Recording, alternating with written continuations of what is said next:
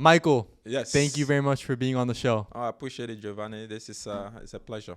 It's truly an honor to have you here. I know it took a couple of months to have you on the show. I was just so booked up with podcasts, so Hey, it's an honor to finally have you. No, it's an honor to be on your podcast again. This is one of those things where you see someone doing something impressive, you have to join in, support them any way you can, and this is my way of doing that. Thank you very much. So, Mike, before we started the podcast, you mentioned that you came to the United States by yourself, no family, when you were 18 years old, with just $500. What was that like? And take me back just a little bit further. What was your childhood like? Well, I'm originally from Nigeria, like I indicated earlier. I grew up, in Nigeria. Everything I knew was Nigeria until I was about 18. But before that, I grew up with 3 siblings, 2 elder brother and 1 younger sister. I was kind of the last boy. And, from an early age, I was hardworking. It's one of those things. It's just sometimes you have it. And for me, it was just I knew working gives me what I want. So I always worked hard.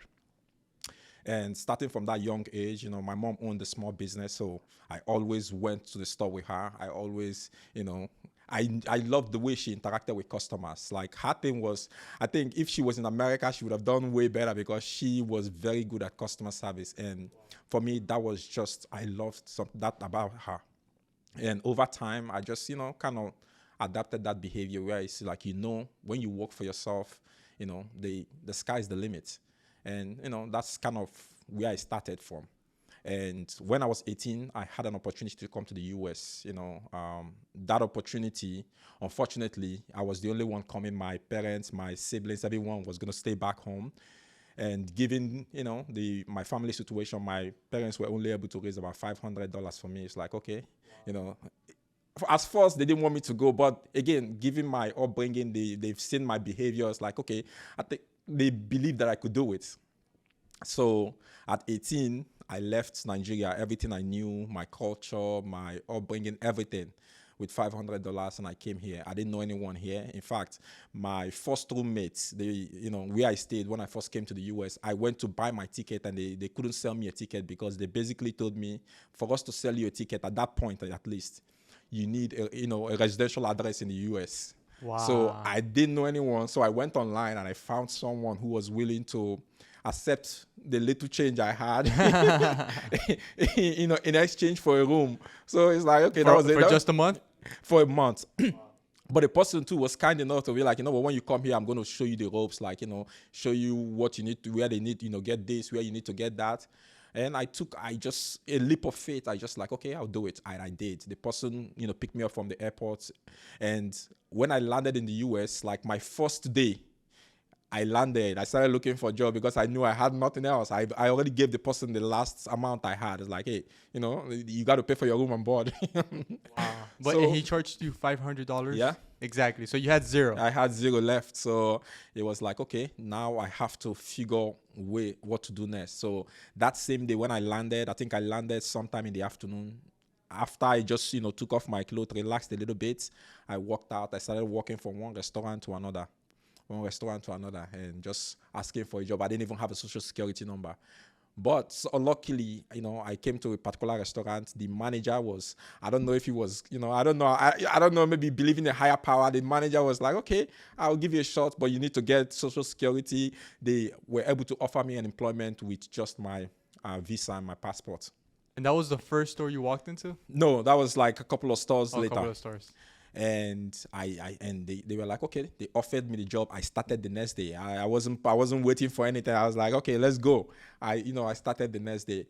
That job was, I think, it was eye-opening, right, for me, because then my accent was a little bit more, like my accent now is, people can understand me, and over time, but then it was thick, it's like, so one of the first things they did was like, okay, we're going to train you to work on the drive-through. That was a horrible idea. That was a horrible idea. Nobody could understand me. I repeated every order like 5 times. Like, are you saying number 2? They were like, no, we said number 2. I just said the same thing. I understood them, but they couldn't understand me. So it was a whole back and front. After a while, after a couple of weeks, I was like, can you switch my position? So I told them that I love to cook. I can cook. So they basically took me to become one of their, they started training me in that aspect. And in that aspect, I kind of, excelled. I became their regular cook, and over time, I found a second job. And after a while, after doing that for a while, I got my own place. And then, I decided to go to school. But again, it was a long, wonderful experience. I wouldn't call it painful, but wonderful experience. So what happened after that? You had no school experience before you decided to go to school, or? So when I came from Nigeria, I had high school. So in Nigeria, we call it primary school, right? Which is the equivalent of your high school here. I already graduated from high school. So when I came here, it was time to go to college. So basically what I did was, I started with a community college. It was cheaper. It was more affordable. I did that for like a year. During that time, I picked up a second job. So basically I was working 2 jobs, going to school, working 2 jobs, going to school. After I finished from that, then I kind of transferred into a 4-year college.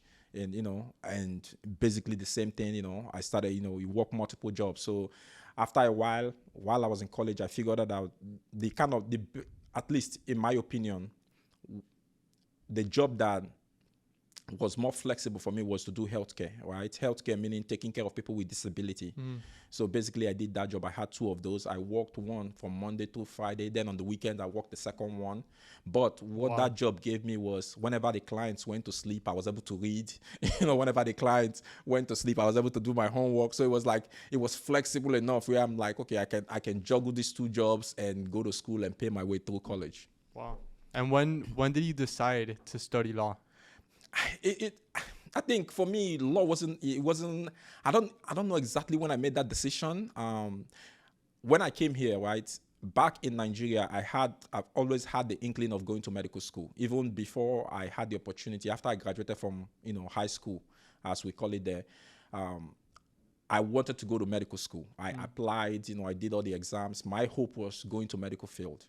But when I came here, that wasn't. I wasn't in love with medicine like that. Again, the smell, the blood, everything, they go, it wasn't for me. Up to today, people who do that, I'm in awe. I'm like, okay, that's impressive. I can stand it in the movies, but not in real life, right?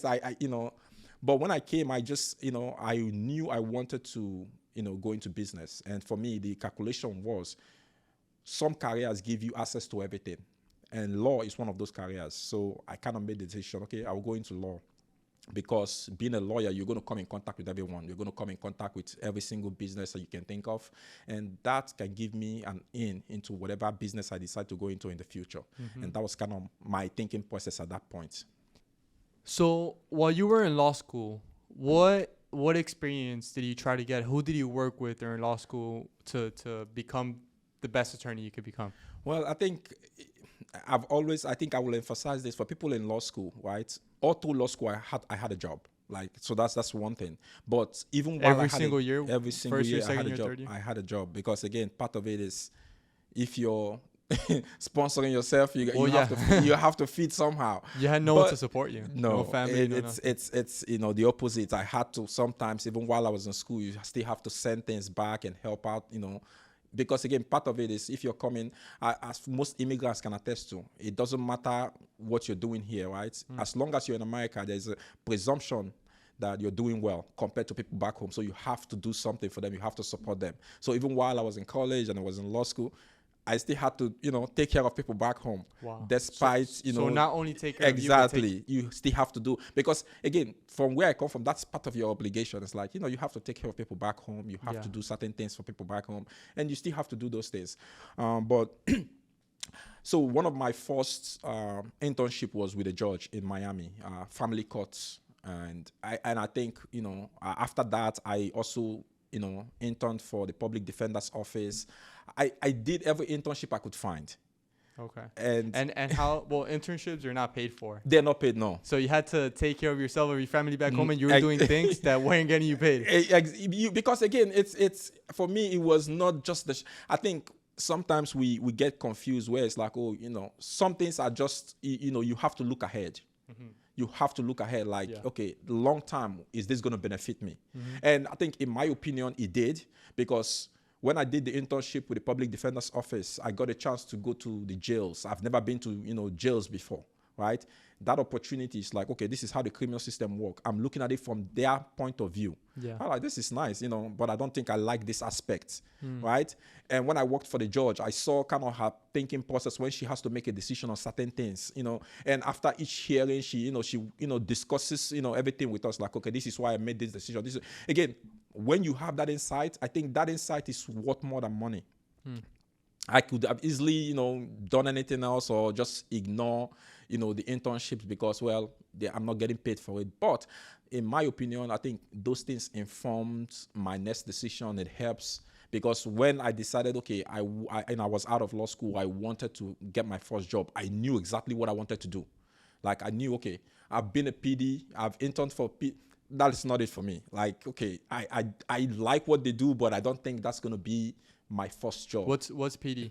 Public defender. Oh, public defender. Okay. So I knew that wasn't going to be my next step because for one, I saw there were kind of certain restrictions that I saw they had, that I think, okay, if I want to learn more, if I want to learn at a faster pace, I have to be a prosecutor.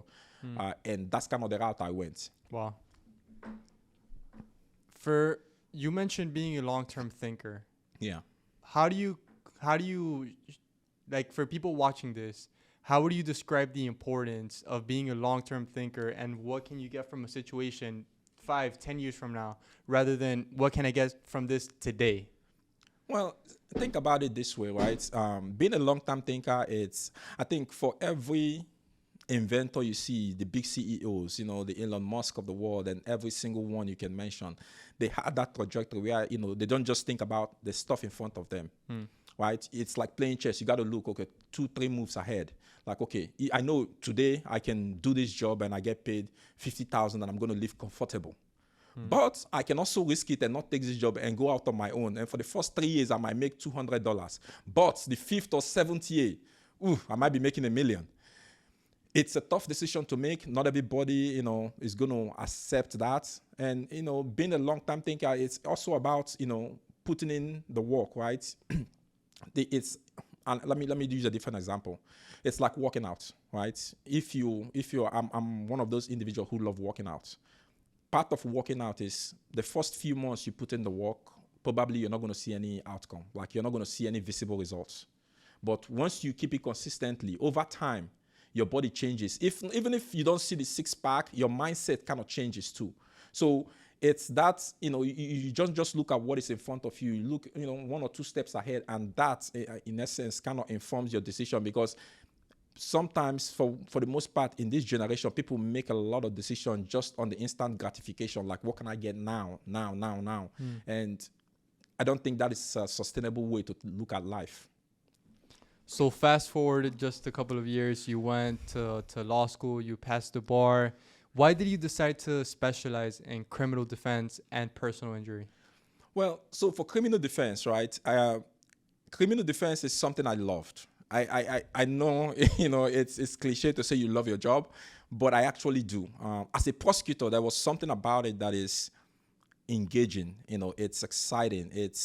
It forces you to kind of think outside the box, because some cases come to you and it's like, okay, it's almost clear cut. You're looking at the piece of paper, the probable cause, whatever the police has written down. It's like, oh, this is so clear cut.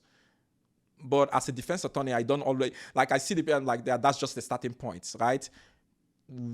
The reason I'm able to do that is because as a prosecutor, over time, I kind of saw how people, different things happen. And, most time they, police officers can just copy and paste report and certain, things that people do as a result of laziness or whatever it is.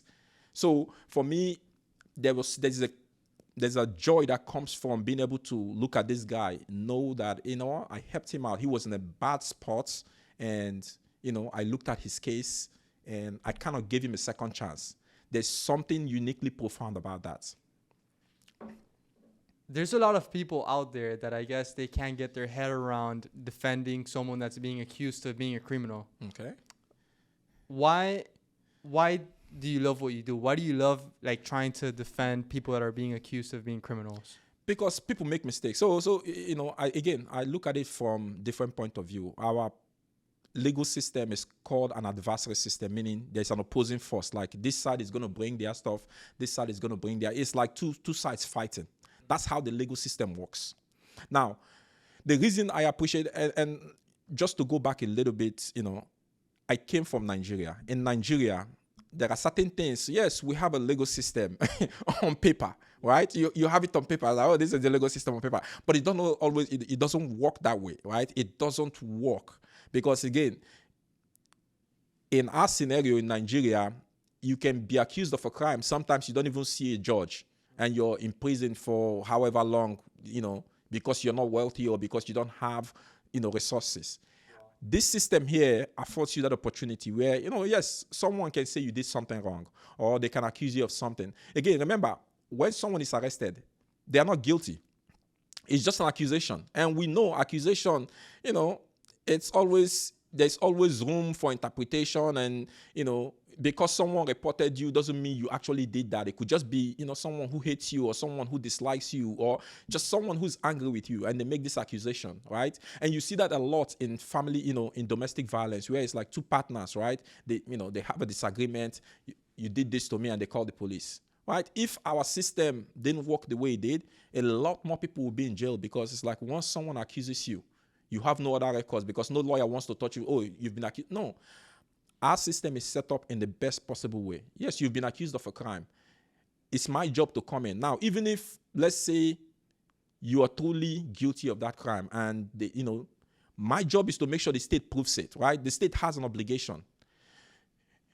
They say Michael stole a piece of gum. The state has to prove every single aspect of that crime, showing that Michael indeed stole that piece of gum. If they don't, then if they don't, then you have to go free. My job as a defense attorney, even when someone is guilty or, someone has been accused, is to make sure the state proves everything. Like, if you're going to jail, it needs to be that, okay, you are the one that actually committed this crime, not some mistake, not some interpretation. There needs to be no room for, 3 years later, I don't think it was him. Again, that is our system because, again, time is finite. You don't want to spend 5 years in prison and come to find out, I wasn't the one. So that's why our system is important. That's why I love what I do because even if my client is accused of a crime, my job is to make sure every single thing that the state needs to prove, they prove it. Even when, they have, I make sure, like I go through it tooth and comb, I make sure that every single thing they need to prove, they prove it. So you've been on the prosecuting side of the table and you've been on the defending side of the table, and right now talking about the legal system here in the United States. You made me think of a documentary that I watched last year on Jeffrey Epstein, and it's very interesting how this lawyer, who I believe wasn't practicing anymore, he set up this team of attorneys to defend Jeffrey Epstein, and it's pretty much like the solution that they were able to find Jeffrey Epstein was unbelievable. And I don't know if it was the expertise that those attorneys had. I'm pretty sure it was they were the best attorneys in the U.S. for criminals. And not only the expertise that they had, but also the connections. How do you think these attorneys were able to find them such a great solution? So I think when it comes to criminal cases, right, there's one thing I always tell people. There's two sides. You have the defense side. You have the prosecution. Mm-hmm. The defense side, their job is simple. Do everything within the bounds of the law to make sure my client sees as little punishment as possible or doesn't, get the consequence for their action. It's that simple. The prosecution side, their job is to prove everything and make sure this guy suffers for what he has done. If as the prosecution you fail to do that, it's not on the defense. You have a job to do. Again, it's very clear to me. It's one of the things I look at. It's clear. Yes, maybe he's a bad guy and, he's a bad guy. He did what he did, right? The prosecution had a job. Their job was to hold him accountable. In that situation, they failed to do that.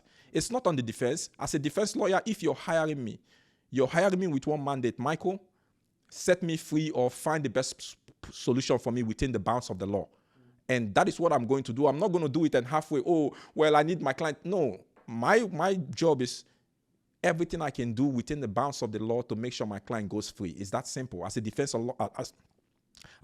lawyer, that is my mandate for my clients.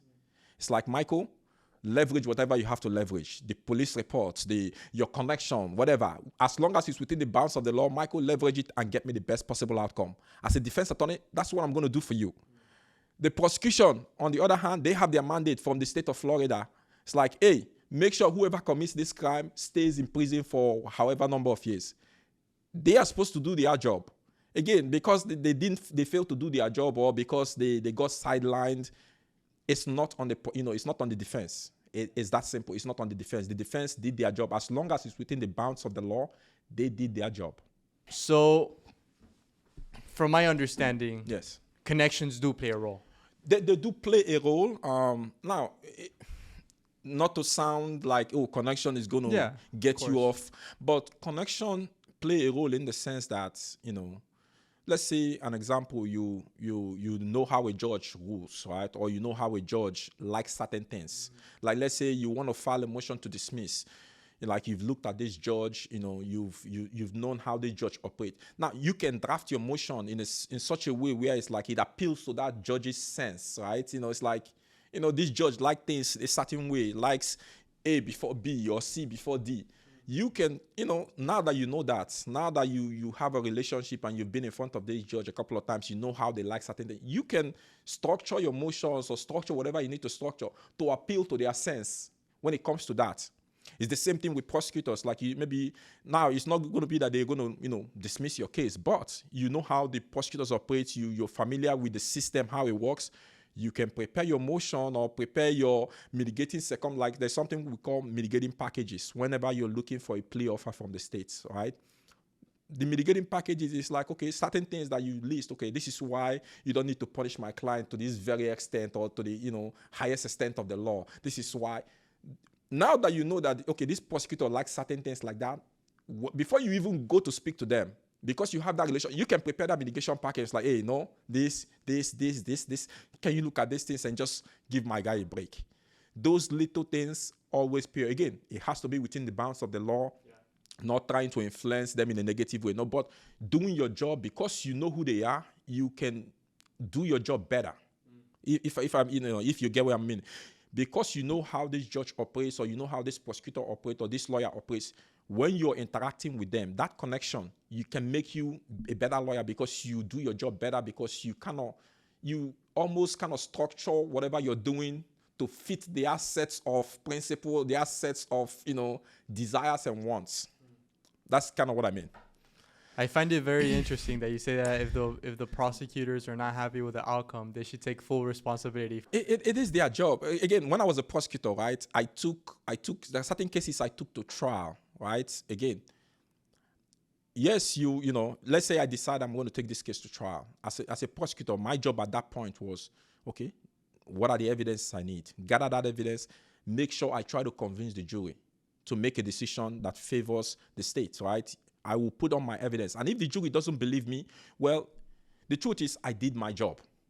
And that's kind of where I'm coming from. Like, as a prosecutor, there's, as long as you do your job, like you put in the evidence you have, you did your research, you sent out your investigators, they did everything they could do to try and help you prove your case, and you've done all that, the outcome is not really on you, because the jury gets to make that decision.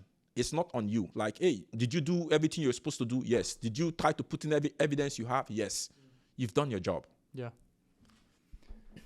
So you worked for the public, you worked for different employers. What motivated you to start Olowu Law, your own practice? We talked about long-term thinking, and that's, for me, that's where long-term thinking comes. When I was working for a different firm, a civil firm, I made a good living.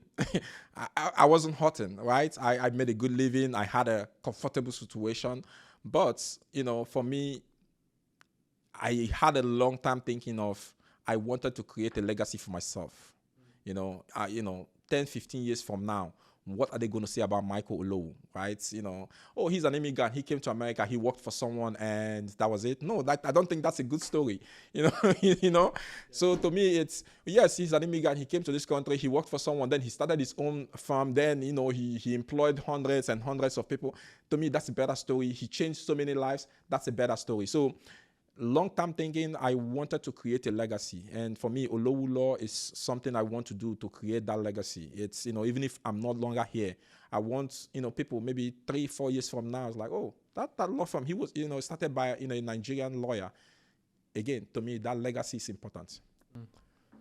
Started by a Nigerian lawyer that only had $500, Eh, and he it's- spent it all before he even got here. exactly. So that to me that legacy, it's Yeah. important because again, I see, and even if just not even thinking about that, I've seen situations where you work for a company. Let's say you work for them 10 years, 5 years, and at some point they lay you off. Right, then you have to start from scratch. Yeah. Sometimes you work 20 years and they lay you off, and you have to start from scratch. Like I've seen countless things like that, and in Nigeria, there's a parable that, it's like you don't wait for things to happen to you before you learn your lesson, right? You can use what has happened to other people to learn from that. So to me, it's okay. I can take this risk now that I'm younger and stronger. I have the flexibility and set up something than wait until life makes that decision for me. Tomorrow, maybe my employer decides, you know what, I want to close this law firm. I'm tired. Yeah. And I'm forced to start from scratch. No, you don't want to wait for life to just make that decision for you. So for me, long-term thinking means taking the initiative, making the decisions for yourself, making sure that life doesn't just dictate. You make those decisions for yourself. Okay, so from working with different employers, you pretty much had a paycheck coming no matter what. Rain or shine, you were going to get paid. What were the beginnings like of opening up your own firm? How were the initial challenges and just the beginning overall? How was it? Okay, so this is the thing they don't tell you about starting your own business. It sucks. It sucks because for the first few months, so here's the thing. Before I started my own practice, there are responsibilities, like I told you earlier, as an African, or at least from my point of view, I had responsibilities. Yeah. Things I have to do. So, like a year after 1 year at the firm where I was, I knew in my head, again, I've always known in my head that at some point I'm going to be my own boss. I'm going to start my own thing. And I've always known that at the back, again, from a child, because I saw how liberating and the freedom it gave my mom when she did it for herself. And, she was able to, again, her customers loved her. And there was something about it. I would love to do this for myself. If I want to get to where I want to get to, I don't think an employee's salary was going to cut it, to be frank. So, but I knew I needed to do certain things, take care of certain people at home. So a year into my employment, I started, setting those people up. Like, first it was like, okay, setting up a business for my younger sister in Nigeria. Then I had to build them a house to make sure, again, they are not dependent on me every single month. Once I did all those things and said, I knew, okay, the responsibility is a little bit limited now. I don't have to do every single, take care of them every single month because I've set up a system for them back home. To me, it was like, this was the time. Now, to tell you, my first few months was horrible because I kind of used up my savings. Like my savings was all gone. There was a point in it. How did that make you feel? It was scary. It was scary. Really and scary. It was scary because, again, it's like, on the outside, people was like, oh, he's his own boss. No, he's his own boss. It sucks because every month there was a lot of bills coming in. You got to pay this, you got to pay that. Of course. And they keep coming. They keep coming. They don't stop. They're like, oh, Michael didn't get a client this month. Let's just wait. No, they kept coming. So, my savings, like, at a point, there was a month where it's like, I think it was my third month. My savings, like I paid my rent and I paid my bills and I looked at my account. There was nothing in there. Wow. And I almost like, it's one of those things where it's like, you know what? That's fine. So while I was at that point, I did odd jobs. I called a few people. It's like, hey, I'll do document review for you. You pay me a little bit. And again, I did what I had to do to survive. And from there, a friend of mine said, oh, I have a client for you. This client, I got that client, and the client came, we spoke. The client gave me their first, return. I was like, oh, I can pay my rent this month. And, once that happens, and it's like, okay, because it's so scary. But again, it's like that client came. It's like, yeah, here's your retainer. And okay, this retainer is almost close to covering my rent. I'm like, okay, I'm not going to be homeless. This is good. Yeah. But that first few months, it was horrible. It's like, and people, for any business, it's just like people don't tell you that side of it. And if you're not strong-willed, those are the points where it's like, you know what, I'm just gonna go back and get a job. That's when a lot of people You know, quit. most people quit at that point. Like for me, it was like, nah, I'm going to keep again. And I think you just, sometimes you just keep doing what you're doing, just endure, because sometimes you give up too soon, and the next big thing is about to happen. And even now, some months I will go and it's like for weeks, no, you get calls, but you don't retain anybody. Like it scares you. But again, to me, it's like I'm not that scared anymore, because again, I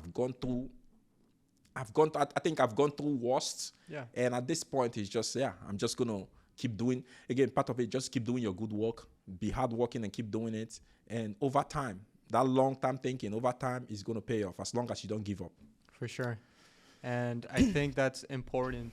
That's the differentiator between the people that end up being very successful in life and the people that end up just being mediocre and just maybe, and I'm not saying that people that work for someone else are mediocre, but it's that those risks that you have to take in getting out of your comfort zone to eventually be successful, not in a year, not in 2 years, not in 3 years, but in 10 years. Of course. You'll be way better off, and especially when you've been working for someone else and you have a nest egg of savings there, and then you just deplete them. It's like a lot of people would have gone back to work for someone else. Of course. It's and it's one of those things where it's like, and the beautiful thing too is like, so my former employer, like if I call them today and say, hey, I want to come back, they're going to take me in a heartbeat. Yeah.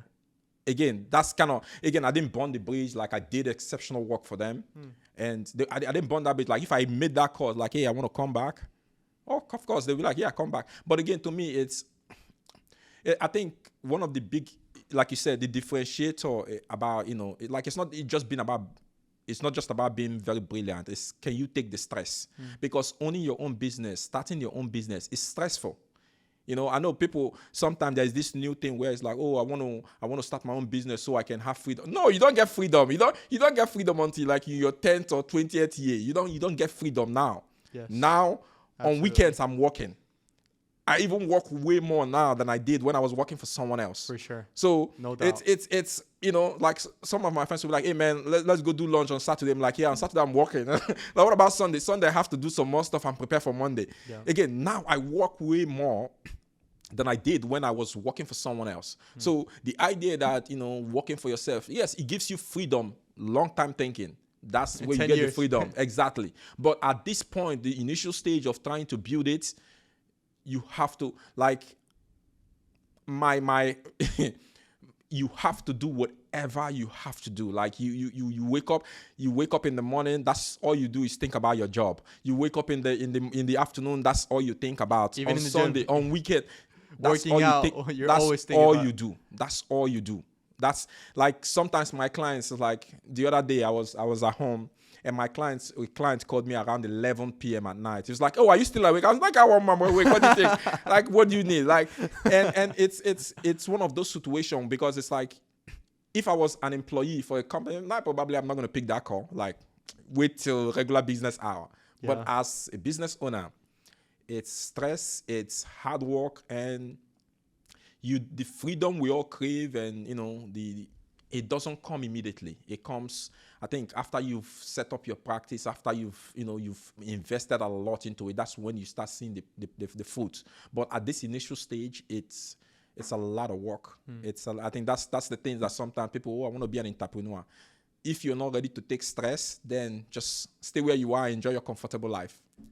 And also picking up the phone call at 11 p.m., that makes clients kind of have a different connection with you. And sometimes clients don't even appreciate that. They just think it's normal. And you mentioned your mother's clients, loving your mother, and you mentioned that building a relationship with your clients.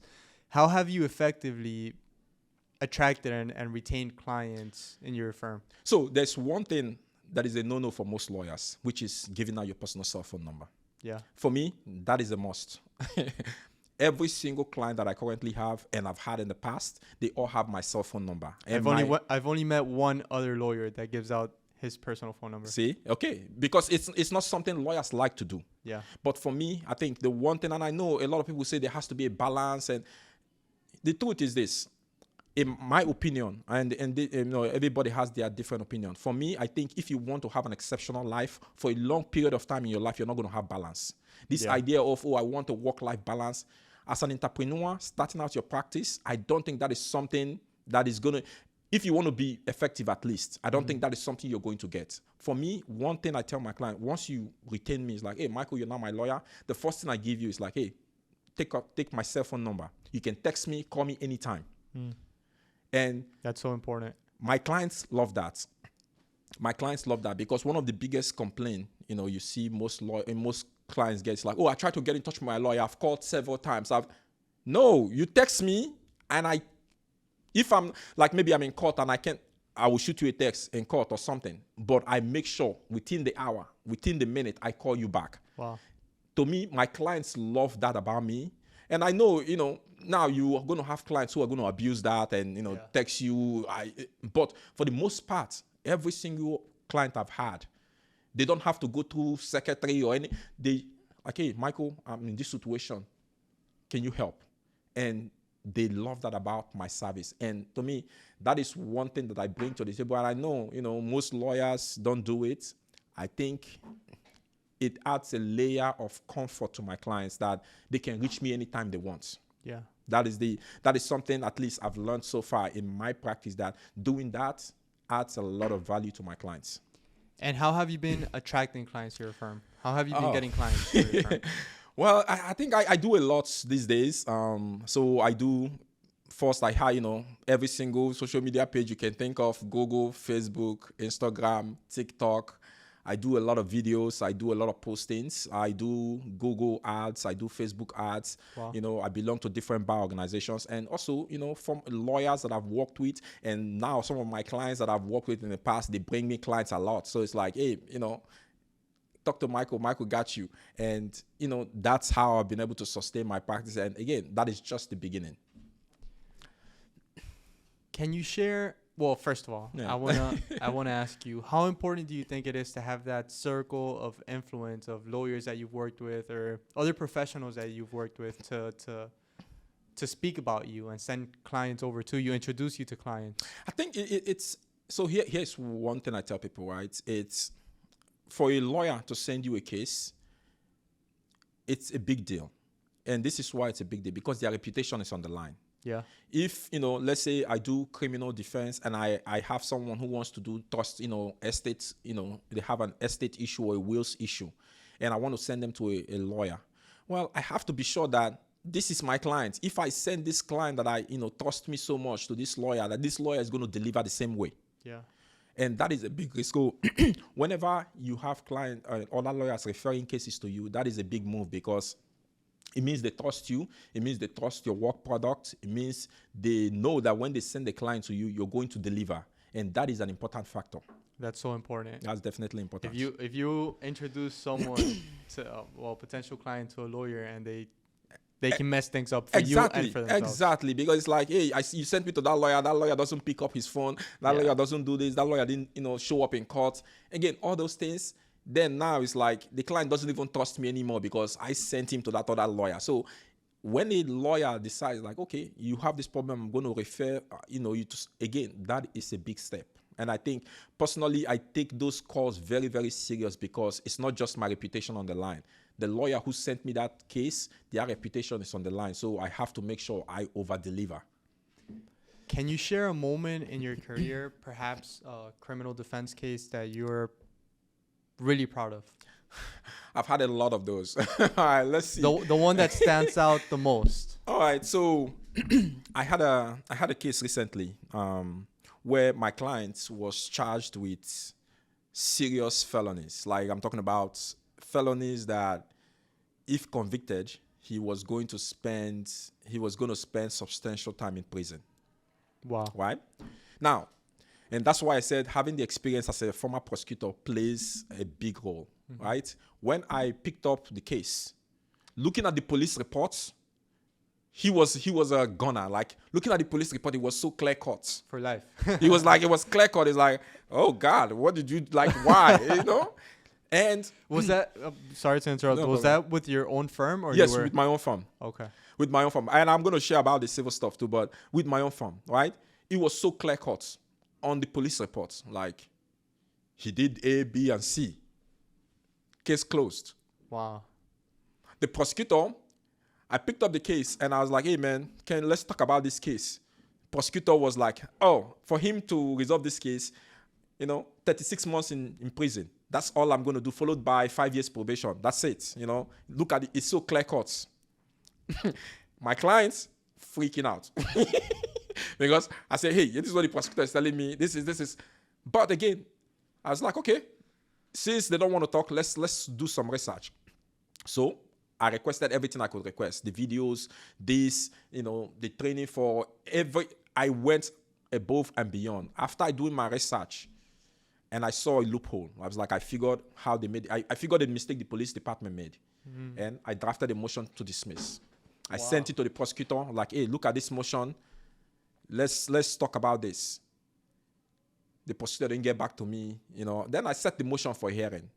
A week before the hearing was supposed to take place, the prosecutor called me. It's like, oh man, I reviewed your motion. I looked at the stuff. Crap! I'm going to dismiss the whole thing.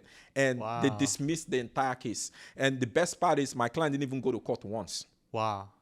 So, again, it's cases like that, I appreciate them because, again, it's not just, that's why it's like you have to just beyond the surface of the police report, right? That is what I do for my clients. I don't just look at police report and make it. No. I go as every single, block I need to turn, I will turn to make sure that if I'm telling you this is what we're doing, there's no other alternative. And that's kind of the way I operate. Recently, I had a similar case where, again, this is almost the same thing, right? My client was in a bind, picked up several serious charges. 2 cases, in fact, not just one, 2 several serious charges. And the worst part about this one is, okay, everything is caught on camera. Wow. So hard to get out exactly. of it. It's one of those ones you're like, okay, everything is on camera. It's when one thing you're going to find out in criminal cases, right? There are very few wiggle rooms when you're caught on camera or when you confess. There are very, very few wiggle rooms that you can find. But in this situation, and this is where relationships are important, right? Like in this case, okay, the judge he's in front of, I was like, okay, I've been in front of this judge. I know how this judge operates. There are certain things this judge likes. My client fits, there's something called downward departure. It's basically, even if you're guilty of a crime, there are mitigating circumstances that can allow the judge or the court not to sentence you to prison if they think you qualify for it. Now, in this particular situation, I figured, okay, this is you know a judge, you know how they operate, you know things they look for. Yeah. And once I figured like, oh, okay, I know how to operate now. Based on that experience kind of informed my strategy for the case. I hired a couple of experts. They did some analysis. They did certain things, and I presented it to the judge. And the judge was kind of convinced based on what my experts, argued. And based on that, instead of sending my client to prison, which, would have been the case, he was like, okay, I will just put you on probation so, you get some treatment. So, again, things like that I always appreciate because it goes just beyond, okay, looking at the police report and making a decision. No, you go like, okay, you talk to the client, like, what is this client looking for? How can I help this client? And now that particular client just published a children's book, right? And he's like, oh, you have to wow. read one, you have to sign one. And again, this is because I gave him that second chance to be able to do these things. If not for that second chance, he will be in prison right now. I don't think you're going to be writing children's book in prison, right? So little things like that, I think that's one of the reasons why I love what I do, because you can put a face on the people you help. Like, hey, for me, because of me, this guy has a second chance. Because of me, this guy is free and he's trying to rebuild his life. Because of me, this guy, his family, they are all together. Simple things like that always. Like, now for me, it's like because you've done a lot of those things, you don't take it. But to them, it's everything in the world because you kept that family together, you gave them a second chance. And to me, those are the moments in my career that kind of excite me and, make me love what I do. I can begin to understand why criminal defense attorneys have that passion for what they do, in the sense that they can give people a second chance. And I'm guessing that sometimes, I'm not saying you, maybe other criminal defense attorneys, they find themselves in situations that they think, oh my gosh, should I give a second chance to this? Should I give a second chance to this person? But I can understand I can begin to understand why you find passion in defending people that are being accused of being criminals. Of course, it's again, part of it is when you come in contact with people, and no, this is not going to be true for everybody, but some people, they made a mistake, one split decision, one bad reaction, and the truth is, if everybody in this universe is held accountable for every single bad action, everyone will be in trouble. Exactly, everyone will be in trouble. Sometimes, yes, maybe you got angry and you slapped someone, or you got angry and you did something. Of course, that can happen. Do you think you get involved emotionally and get stressed about that person's situation? I do sometimes. It depends on the connection you've built up with the clients, right? Some clients you don't build up. Now, the truth is, you're not going to be emotionally bound with every single client. Some clients, it's like, okay, you see what is going on and you can easily resolve it and move on. Some clients, it takes months and months, and you're talking to them every day. They're giving you updates about what they're doing, their life. Yeah. At some point, you're going to be like, oh, I don't want you to suffer any, you course. Get that emotional attachment. But, it is one of those things. It happens from time to time where you get emotionally, like, it's like, oh, wow, you are genuinely invested in their life, in their future, and it's one of those things. It happens. What advice would you give to lawyers that maybe they're working for the public, or they're with an employer and they want to start their own practice? What advice would you give them? I think one of the biggest advice I'll give them is this, right? Up your savings. I know it's cliche. That's one of the the mistakes I made, right? Coming off right the bat, I was like, oh, in the next 2 years, I'm going to get a couple of clients. I mean, in the next few months, I'm going to get a couple of clients. I don't need to, No. Up your savings. Make that plan. I know it's customary, at least 6 months. Like, so an emergency fund. Exactly. Have a good cushion for yourself. Have a good, base, because the truth is, when it comes to practicing law, there's a lot of competition in the civil side. So have that cushion where it's like, you can go. If the question you need to ask, like, if for 6 months I don't have a single client, will I be able to survive? That kind of cushion gives you. Now, the truth is, you think that's a good range? 6 months? That should be, I think, in my opinion, that's a good range, because anything beyond that, now you're just going to be procrastinating. It's like, oh, I don't have. No, but it's like when you get yourself to a point where it's like, okay, 6 months, even if nothing comes in the door, 6 months, I'll be okay. I think that's kind of where you need to be looking at. Once you get to that point, take the risk. Talking about that fund, that cushion that you need to have, it brought me back to the beginning of our conversation when you told me that you ran out of the savings in the first couple of months of starting your practice. Can you bring me back? Can you bring us back and tell us how you felt at night going to sleep? How was that for you? I don't know. Maybe I'm too young to have high blood pressure, but I think it was teetering on that point. Wow. Because it's like, think about it, right? So. What were you thinking? For most people, right? For most people, when they're in that kind of situation, I'll call my dad, or I'll call my uncle, or I'll call my sister, or I'll call you. You have someone you can call, right? For me, it's just me. I don't have anyone to call. I don't. Again, to me, and that's what makes it more. That's what makes it like a little bit, I would say scary, because that was kind of what I was feeling. It's like, Michael, you took this. Did you take too much of a leap? Like, who are you going to ask for cushion for the month? Or who are you going to call to say, hey, man, I need a couple of thousand to, like, and even personally, my pride wouldn't even let me. So it's not like, okay, I don't have that in the first place, but my pride wouldn't even let me, even if I have friends that I can call and say, hey, man. So I don't sleep much. I don't know if this is one of the reasons why, but it definitely, it's one of those things where it gave me a lot of sleepless night, because it's like, I wake up, that's what I'm thinking, I'm ready. Where are the clients? The expectation was they're going to show up, and, you have these bills piling up and nobody. It's a scary process. It's a scary thing, and it's different. It's different when you have your own business compared to when you're working for someone else. You're the one that has to find clients. Clients are not gonna just go knock on your door. Yeah, when you're working for someone, none of that concerns you. It's like, hey, I'm here to work. Send me the client, I'll work on it. If you don't send me clients, you still pay me, I go home. Yeah. It's. But when you're in the mix of things, it's like you're the one. Your name is on the door. It's a whole process. It's a whole process. But I think for me, it's a scary process. But I didn't take it personal. I was like, yeah, it's life. Yeah.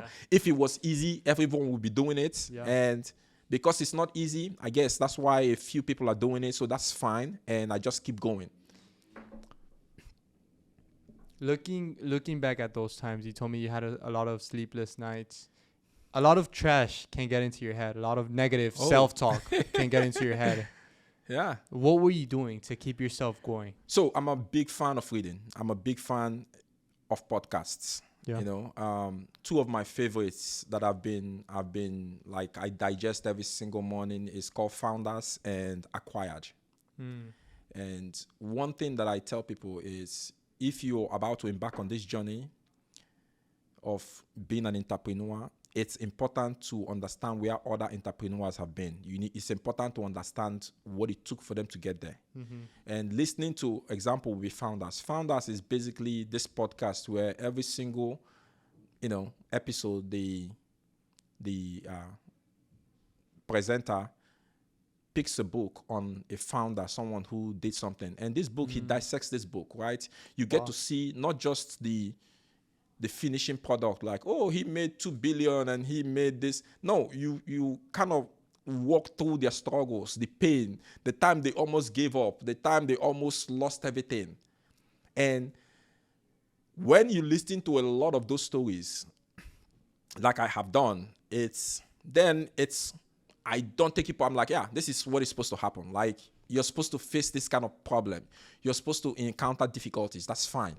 Because every single founder that I've, you listen to the story of this one, you listen to the story of this one, they all had to go through the same thing. So I think those listening to podcasts like that kind of helped me, because then I didn't take it personal. Like, I didn't think it was personal. I just, this is part of the process. The process requires you to go through hell. The process requires you to struggle. The process requires you to suffer a little bit. And to me, a lot, exactly. So once I got that mindset, with that mindset now, I don't take it personal anymore. Like, okay, things didn't go as I planned. That's fine. I'll just recalibrate and do something else. Like, just keep adjusting, because when you listen to those episodes, every single founder, from the Chanel to Elon Musk, to every single one you listen to, you are going to come across, okay, they had this roadblock. Well, what did they do? Did they give up? No, they pivot. Like, you adjust. Okay, so to me, that's kind of the goal. You're going to encounter things. You're doing something that, it's your first time doing it. Okay, of course, you're going to be, if it's just so smooth, it wouldn't even be fun. Yeah. It wouldn't even be fun. I came across a quote recently, and I think it's stuck in my head. It's like, if, we all pray for, I can't even remember how it went, but it's like something to the extent, to the notion of, we all pray for sunshine, but if we all get sunshine, there will be drought. Like, something to that effect. Like, you don't want your journey, the journey, if it's just so smooth and clean and no struggle, it wouldn't be fun. It wouldn't be worth it. Like, I'm sorry, it wouldn't be, like, if I didn't encounter those points where it's like, damn, I almost lost my mind, because I'm thinking, can I make the rent next month, or can I it wouldn't be, I don't think I would enjoy it as much. I don't think I would. But now that I've gone through those, it's like, now when I get the little win, it's like, oh, just thinking about where I came, oh, this is nice. I appreciate the wins a little bit more. I appreciate them a little bit more. There's also another quote from Ed Milet, and he goes, all of the tests that you're going through right now will ultimately become your testimony. And that's definitely true. That is definitely 100% true, because again, it's the reason why, let's say an example would be you watch movies. Movies that are engaging are movies that had, you had a little tragedy, then you have this uplifting end, right? If it's just so smooth all through, it's not going to be much of anything. It's not going to be interesting, right? So I think the ups and downs we encounter, it gives us edge. It gives us character. If I came out of the door and my first day being my own boss, I like $2 million. I wouldn't appreciate it. I don't think I will. I'm sorry. I don't think I will appreciate it as much. Would have been too But easy. now it's like I've gone through hell. I've gone through pain. I've gone through tears. Now, if I finally get that, I'm like, oh, Michael, this is right. I'm going to enjoy it better. I'm going to appreciate it better. And I'm not saying, people who have it easy don't appreciate it, but there's a different sentiment that comes to it when you've worked, sweat, tears, and you've struggled and you almost lost it and you finally get it. I think it's more rewarding, it's more enjoyable. Looking back at your career, is there anything you would have done differently? Whether it's in when you're working for someone else or starting your own firm. The truth is, I don't believe in dwelling on regrets. Because again, it does nothing for me. Maybe not regrets, but maybe just if you could go back in time and give yourself a piece of advice, maybe before you started your own firm, aside from the fact of having a bigger savings cushion, was there anything you would advise yourself to do in order to either grow a little bit faster or not go through so many struggles? The truth is, I don't know. I honestly, I don't know. Because again, part of it is, every single thing I encountered on my way here kind of added value to my life. So an example would be when I left the state attorney's office and started working the civil defense aspect of it. I enjoyed that experience because of one thing. One of my first boss, one of the things he did when he first hired me, like we spoke, he liked me, we liked each other, and he was like, okay, I'm going to hire you.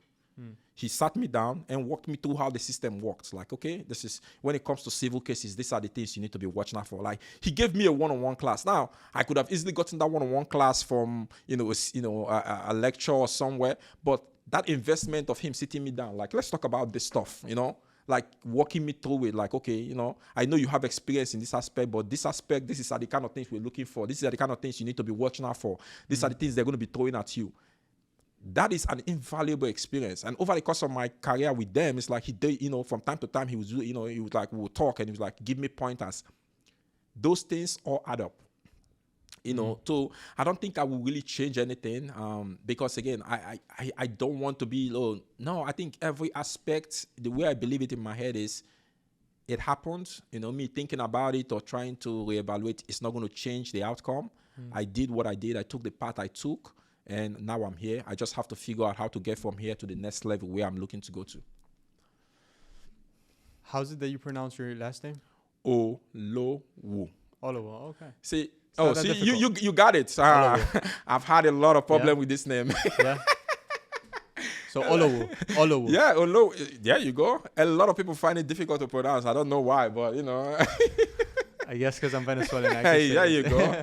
There you go. So how do you plan to grow and evolve Olowu Law in the next couple of years, maybe even 5-10 years? How do you plan to grow this thing? Okay, so here's where I am. Right now, my hope is the next few years I'm going to invest. Again, I already do a lot of advertising. My hope is, and this is cliche, but when I look outside and I see the buses go out with the different lawyers on it, I rarely see a black lawyer on those buses. That's one of the things I want to change. Even when you look on TV, you see the lawyer advertising, you don't really see a black lawyer doing that, So, and over the course of my career, at least, sometimes I get calls where it's like, people don't call me because they need a lawyer. It's like, hey, I saw that you're a black lawyer. I just wanted to say hi. So I think, I want to be that lawyer for South Florida, that black lawyer for immigrants, minorities who, because sometimes you go to these big law firms, you're kind of intimidated as a client. It's like, oh, everybody, you can't really speak your mind because it's like you're so scared. They're all big and huge. I want to be that premier lawyer where it's like, I'm your neighborhood guy. You just come to me. We'll talk. We'll sit down. You see, I think part of it is even when I have multiple lawyers and multiple locations, I'm still going to be giving out my number. Like every single client is still going to have they're still going to be able to, like, hey, maybe I try to get in touch with your lawyer in Broward and he's not calling me back. Michael, can you do so? I will still pick those calls. I'm like, hey man, so and so client just called me. Call him now or call her now. Now, I mean now. So I want to be that. I want to be a household name. That's the easiest way to put it. I want to be a household name. My mantra is don't go it alone. I picked that because of that very reason. Like, as minorities, you come here and sometimes it feels like the legal system is not on your side. I want to be that person that can, sit with you, like go through it with you and make sure like you don't feel left out. And that is my long-term goal. That's a great goal to have, to become a household name. That is the plan. I support you all the way in that. I appreciate it. So being an entrepreneur, being your own boss, to put it in that way, you have grown personally by a lot. Of course. Like, no doubt. It's like going through the worst mental test you can go through as being an entrepreneur. Of course. And the best one too. Of course. What do you think you have learned since you started your firm? There are like some key lessons that when you look in retrospect, you're like, wow, like I've really grown. There's a lot of lessons I've learned. There's a quote I love so much, and I can't remember who made this quote, but he said, make a goal for yourself to make $1 million. Not for what the money gives you, but for what it will make you in trying to achieve it. It's like, it's not about the money. It's what trying to make $1 million does to you. The mentality, it changes everything about you. For me, the one thing I found is this, right? You can see the billboard and you think, oh, these people all have it figured out. Nobody have it figured out. Like, there are going to be stumbles. There are going to be stumbles. Like some days, you make this move and it doesn't work.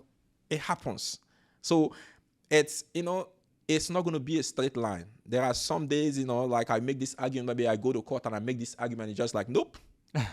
Okay, I learned my lesson. I'll go back and I'll come up with a different argument. So it's not, nobody have it figured out. Anybody that tells you they did, I think they might be lying to you. Nobody have it figured out. We all, again, part of it is just do the best you can. Do the best you can. And over time, you're going to make small gains. And over time, those small gains accumulate. So you just do the best you can. People are going to always put their fears on you. It's like, oh, Michael, why why are you doing that? All small businesses fail at this point, or why are you trying to? No, I don't care. It's they'll tell you, well, how many law firms do you see with a black? I really don't care, right? It's people are going to put their insecurities on you. They're going to put their fears on you. For me, one of the best counter to that is just discipline and preparation. Like put in the hard work, be disciplined enough, and it doesn't matter what people think. It doesn't. It's funny because I heard also on a podcast, I think it was Alex Hormozy that said, people only want to see you win until you're doing better than them. And that's really important that you said that people are going to put a lot of insecurities in your head, especially when you're doing better than them. Michael, my last question is, what does success mean to you? I don't know. Success, it's a lot of things. But for me, I think success is having a household name, right? It's like that household name where whenever you say, a black lawyer that helped me, that saved my life, that gave me a second chance, or gave my family what they, the compensation they deserved, you think of, oh, that's Olowu Law. Like, they made sure we didn't do it alone. They make sure we didn't face the legal system alone. They gave us a second chance. To me, having those testimonials, having people who can, people who can say, yes, because of him, my life has a different trajectory now. Because of him, I have a second chance. Because of him, my family is secure. I think to me, that is success. I don't think, to me, that is the success I'm looking for. That's the success I'm looking for in business. That's the success I'm looking for in my firm. Personally, again, in the personal aspect of it, success would be having, a family and having kids who kind of share the same ideas, like, disciplined enough to go for what they want, chase their dream. But in terms of my business, success for me is looking at, countless number of people who, because of my work, because of what I have done for them, they have a second chance. They have their life is going better than it ought to have gone. To me, that is success. Michael, thank you very much for being on the show. It has truly been No, a thank you great so conversation. much. Thank you. I appreciate it. Thank you, my man. Thank you.